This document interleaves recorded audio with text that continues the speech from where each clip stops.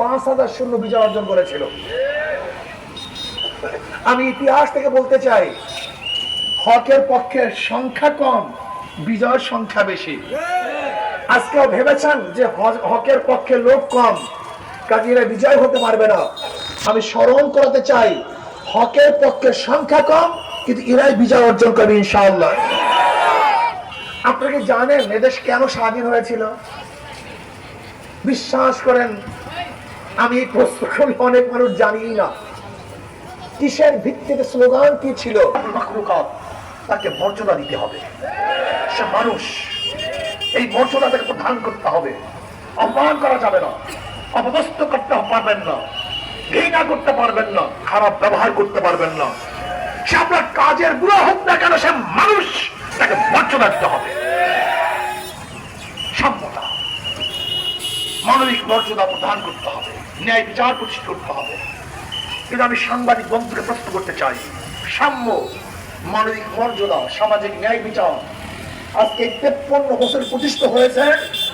বলুন, যারা যখন ক্ষমতায় ছিল তারা এই দেশকে লুটপাট করেছে, যারা যখন ক্ষমতায় ছিল তারা জুলুম করেছে, অত্যাচার করেছে, অবিচার করেছে।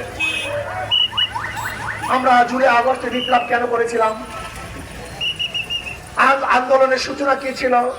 বৈষম্য দূর, কোন জায়গায় বৈষম্য থাকতে পারবে না। কিন্তু এখন কি দেখতেছি, সেই বৈষম্য চলছে না।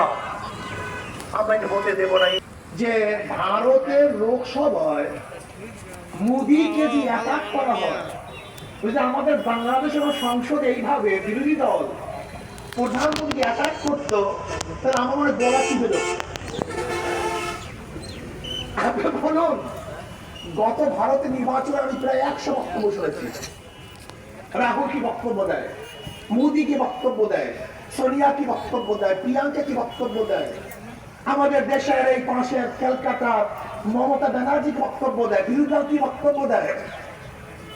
আল্লাহ না করুক এই বক্তব্য আমরা দিতাম, তাহলে আমার মনে হয় এই বিয়াকব গুলি, জাহের মূর্খ গুলি আমাদের রাস্তায় নামতে দিত না। গণতন্ত্র মানেটা কি? গণতন্ত্র ততক্ষণ প্রতিষ্ঠা হবে না যতক্ষণ বিরোধী দল না থাকবে। আর বিরোধী দলের কাজটা কি আমাকে বলুন তো? সরকারি দল কিন্তু অন্যায় করে, কোন জায়গায় তার দুর্বলতা আছে সেটা ধরিয়ে দেওয়াই তো বিরোধী দলের কাজ। আমরা জানি না, সব জাহেল, সব মূর্খের গোষ্ঠী। বিরোধী দলের কাজই হলো সরকারি দল বা বড় দলের কোন কোন জায়গায় দুর্বলতা আছে এটা জাতির সামনে উপস্থাপন করা। অমুক অমুক এই কাজ করছে, অমুক এই কাজ করছে, অমুক এই কাজ করছে, অমুক এই কাজ করছে, এটা ধরিয়ে দেওয়ার বিরোধী দলের কাজ। এই মানুষের কাজটা কি? এই মানুষের কাজটা কি? পরিবর্তন করা। এই মানুষের কাজ হলো কে কে চাঁদাবাজি করে, ডাকাতি করে, গুন্ডামি করে, খুন করে, চুরুন করে, দর্শন করে, তাদেরকে ভরিয়ে দেওয়া। এই মানুষের কাজই এইটা। এই মানুষের কাজটা কি? শুধু পরিবর্তন করা, চাটুকারি করা, এদেশকে ধ্বংস করা, চক্রান্ত করা। এই কাজটা কি? 30 সালে কে কি গুন্ডামি করে, এই 30 সালে এরিয়ায় কে কি গুন্ডামি করে, মাস্তানি করে, চাঁদাবাজি করে, এদেরকে ধরিয়ে দেয়।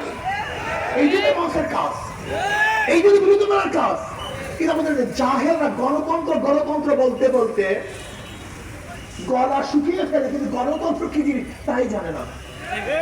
আমি আমার বিএনপির মহাসচিব শ্রদ্ধা ভাজন ফখরুল আছে, সেটা ধরিয়ে দিবে, উপস্থাপন করবে, জাতিকে জানিয়ে দিবে। মিথ্যা বলেন কেন?